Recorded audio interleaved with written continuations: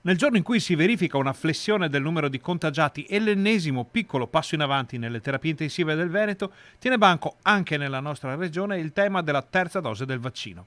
A parlarne è il governatore Luca Zaia, che prende spunto dalla scelta di Israele di partire con la terza dose per tutti gli over 60. Io non ho preparazione scientifica per dire se è necessario o no, ma non mi vorrei ritrovare con le case di riposo, con tutti gli over 60 a ottobre-novembre e che qualcuno mi venga a dire che è finita la scorta di anticorpi. Il tema della terza dose apre molte riflessioni e fa porre molte domande alla sanità regionale.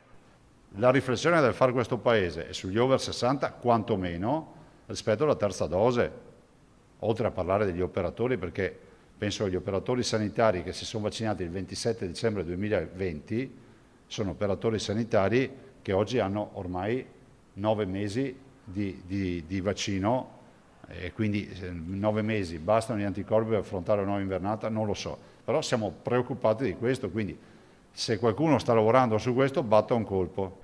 Zai avverte però questa non è una promozione della terza dose, è solo una protezione verso i veneti. Non è la promozione della terza dose, è la promozione di una tutela rispetto ai nostri anziani.